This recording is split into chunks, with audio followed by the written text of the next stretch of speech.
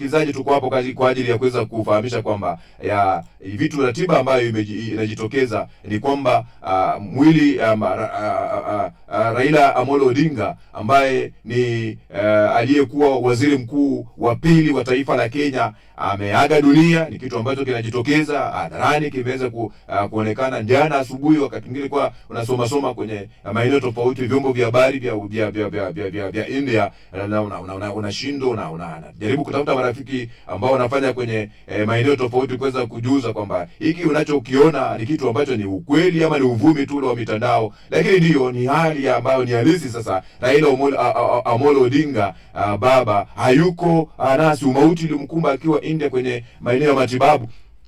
Alizaliwa mwaka wa 1945 kuelekea sasa hivi miaka 80 sasa ameishi kwenye ardhi, na namna hiyo amerejea katika mikononi ama katika muumbaji wake, ndio amemaliza amekambulisha kile ambacho aliumbwa kuweza kuakambulisha hapa chini ya ardhi. Na namna hiyo basi wengi wamezungumza katika njia moja ama nyingine, lakini uhakika wa kwamba aliandika wili yake akasema kwamba ndani ya siku 3 masaa 72 wasiwe wanamweka sana. Ndio namna hiyo ameondoka namna hiyo, ameondoka namna hiyo pasipo kueleza watu kwaheri namna hiyo, lakini ndio ni ndani ya masaa 3, lakini kwa sababu alifariki dunia akiwa nje ya taifa la Kenya, yani ile surpassing yake itapita kidogo, lakini namna hiyo ratiba imetolewa kwamba atazikwa siku ya Jumapili. Ni kitu ambacho kiko wazi kwamba sasa hivi Raila Amolo Odinga anazikwa siku ya Jumapili. Mwili wake unarejea kwenye ardhi ya Afrika, kwenye udongo wa Kenya mida ya saa 3:30 mida ya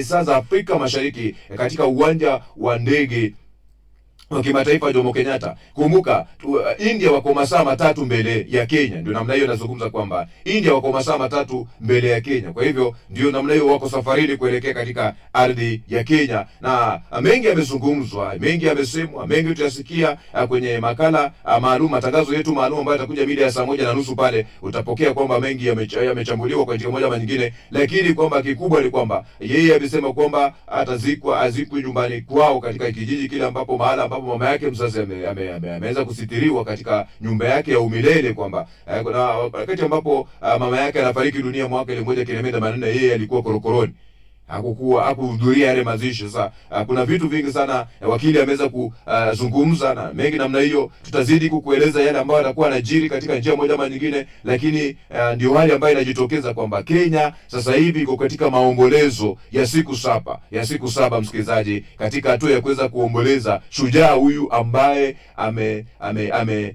ameondoka katika uso wa dunia. Ni mtu ambaye alifanya kazi yake kwa uaminifu, ni mtu ambaye alijitolea kwa njia moja ama nyingine, ni mtu ambaye alipendwa sio Kenya peke yake, alipendwa kote duniani, na vingi vimezungumzwa katika njia ya kuweza kumwenzi mzee Raila Amolo Odinga. Wengi wamezungumza, wengi wamesema, wengi nyakati za uhai wake ilikuwa ni ada kwa mwenda zake kuomboleza watu mashuhuri kwa kutoa kauli ya joy, huku akipeperusha ule mgwisho ule fly whisker ambapo kwamba kwa Dholuo kwamba alikuwa anapenda sana kusema joy.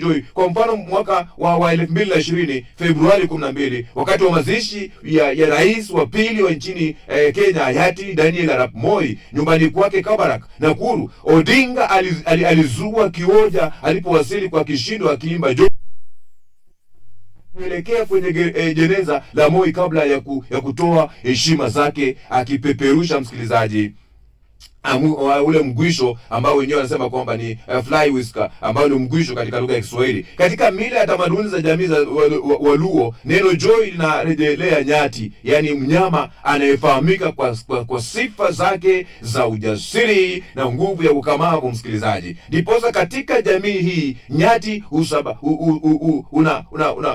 wakati wote unasibishwa na mjasiri. Mtu ambaye ni jasiri ni joy kwenye nguvu ya ushawishi mkubwa wa kijamii na kisiasa, sifa ambazo Odinga alikuwa nazo wakati wa uhai wake. Yani nyimbo za joy zinatarajiwa kuendelea kutanda nyumbani kwa Odinga Opoda Farm.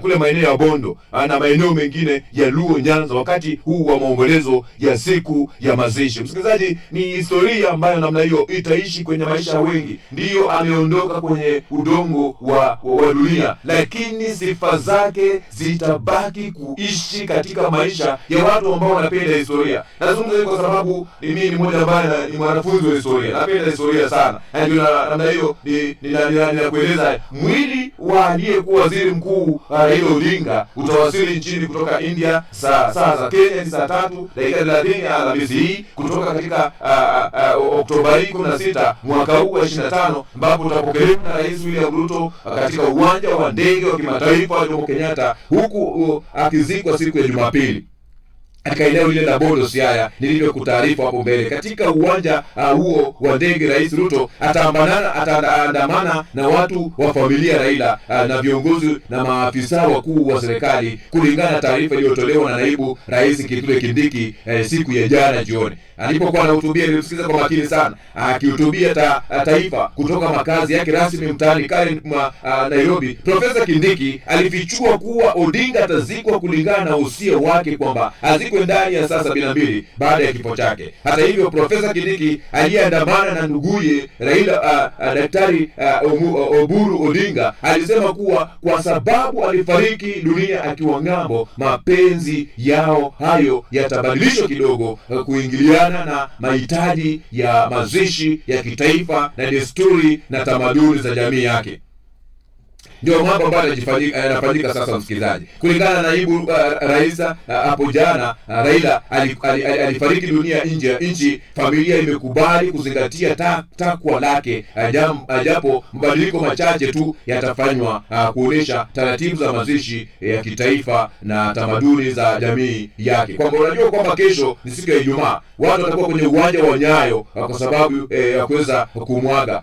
Mazishi ya kitaifa yatafanyika Nyayo kesho, siku ya Ijumaa. Baada ya mwili kuwasili, utaelekezwa katika hifadhi ya maiti ya Lee Nairobi. Saa 6 adhuhuri mwili utaelekezwa katika majengo ya bunge kutoa nafasi kwa umma kutazama. Leo mida ukitaka kwenda unaenda kwenye maeneo ya bunge kuweza kutazama mwili na kutoa heshima zao hadi saa 11 jioni. Leo siku ya Alhamisi hii. Mnamo Ijumaa kesho, kulingana na Profesa Kindiki, mwili utaelekezwa katika uwanja wa Nyayo kwa ibada ya wafu itakayohudhuriwa na wageni mashuhuri kutoka nchini na nje ya mataifa kama ni ugaibuni. Mnamo Jumamosi Oktoba 18 mwili utasafirishwa hadi katika eneo la Kisumu, ambapo utawekwa, kumbuka vile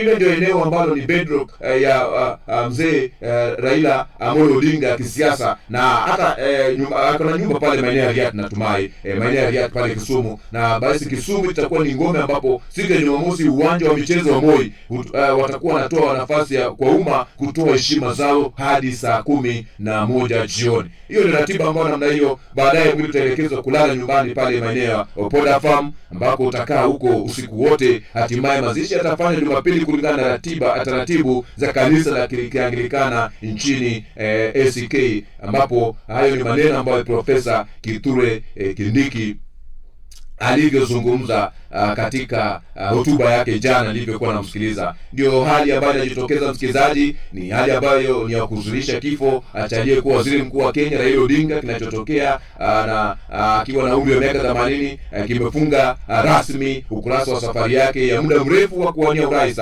Wakati ambapo kifo tu kilipiga, basi kimezima. Nilikuwa namsikiliza jana mmoja wa wanahabari ambaye Macharia Gindu Macharia tunamuita pro alikuwa anasema kwamba hata mwaka iwapo kama angekuwa hai mwaka 27 bado angesimama urais. Nilikuwa namsikiliza akiwa anachambua jana katika wakiwa na Barack Muluka walikuwa wanachambua maisha yake, na hilo ndio niliweza kusema kwamba sasa hivi katika hatua hii basi safari yake ya muda mrefu ya kuwania urais basi imezimika jana, safari ambayo alijaribu mara 5 bila mafanikio. Bwana Odinga ambaye alikuwa kwa muda mrefu aliitwa fumbo la siasa za Kenya, alijitosa kwenye kinyang'anyiro cha urais katika mwaka wa 97, 2007, 2013, 17 na 22, lakini ndoto yake ya kuingia jumba la Mlimani ambayo ni Ikulu haikutimia.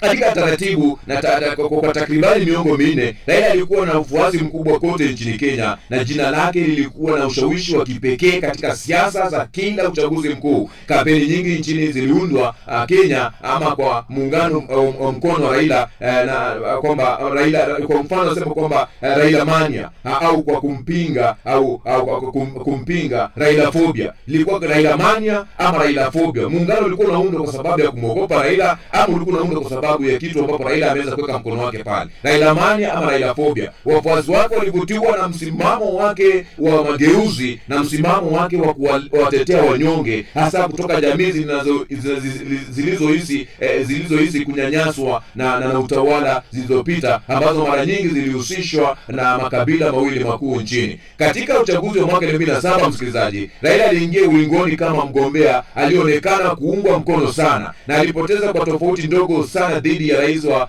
wakati huo hayati Mwai Kibaki katika uchaguzi uliobishaniwa sana. Matokeo ya uchaguzi huo yalisababisha ghasia mbaya zaidi na baada ya uchaguzi kuwahi kushuhudiwa nchini Kenya, ambapo zaidi ya watu wapatao 1,000 waliuawa na maelfu wakafurushwa makwao.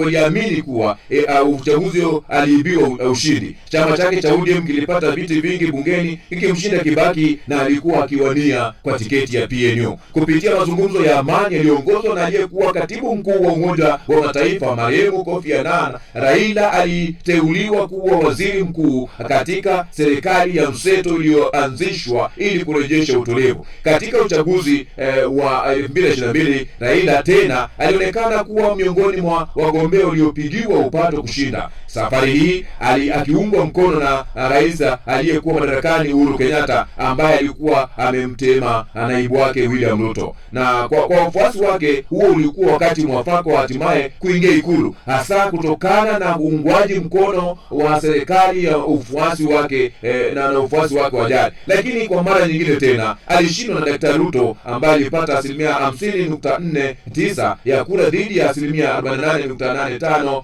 za Raila. Bwana Raila alipinga matokeo hayo katika mahakama ya juu zaidi nchini, lakini jopo la majaji 7 lililisha ushindi wa Dr. Ruto. Baadaye waziri mkuu huyo wa zamani alikubali kufanya kazi na Rais Ruto, na hatua hiyo ilisababisha kuundwa kwa serikali ya ushirikiano, ambapo baadhi ya wafuasi wake walipewa nyadhifa serikalini. Alizaliwa Januari 7, msikilizaji, mwaka wa 45, na akiwa mwana wa makamu wa kwanza wa rais wa Kenya Jaramogi Oginga Odinga. Raila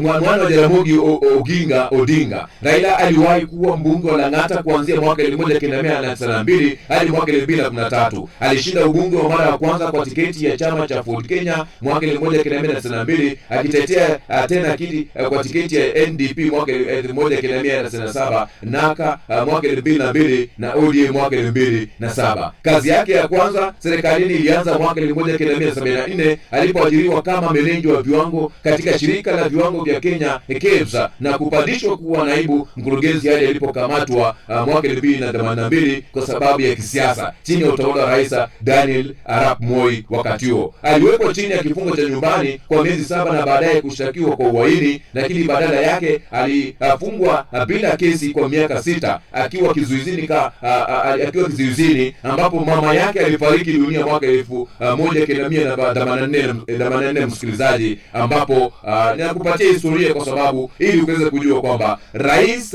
wa wakati huo Daniel Arap Moi aliamuru aachiliwe Februari 6 mwaka 1988, lakini alikamatwa tena Septemba mwaka huo na kufungwa tena hadi Juni 12 mwaka 1989. Aidha alikamatwa tena Julai 5 mwaka 1990 pamoja na viongozi Kenneth Matiba, Charles Rubia wakati wa kampeni ya kutaka vyama vingi. Aliachiliwa Juni 21 mwaka wa 1991, kisha akakimbilia Norway kuzuia kukamatwa tena.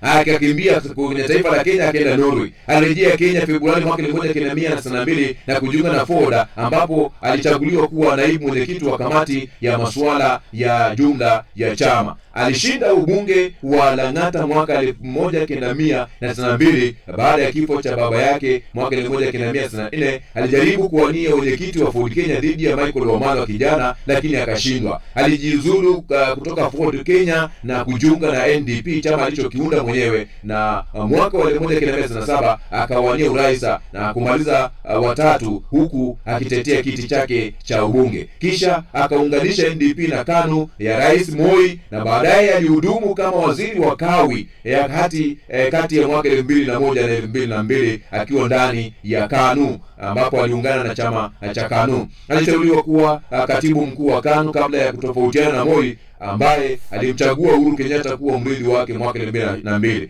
Alijitoa KANU na kujiunga na LDP, chama ambacho waliunda, ambapo kisha aliungana na NAK cha Mwai Kibaki kuunda muungano wa NAKA uliomshinda Uhuru Kenyatta katika uchaguzi mkuu wa mwaka 2002. Ndio hali ambayo namna hiyo, msikilizaji, historia ambao namna hiyo unapoomboleza, unapoenda katika siku 7 za maombolezo, unamfahamu vipi. Natumai nimekudadavulia mawili matatu ambayo yatakusaidia sana kuweza kuelewa huyu Raila Amolo Odinga ni nani katika safari yake ya maisha kwenye siasa, na ameacha legacy kubwa sana nchini Kenya. Hii ni idhaa ya Kiswahili ya Radio Fortune Africa. Naitwa Kantona Joseph. Kibao hiki cha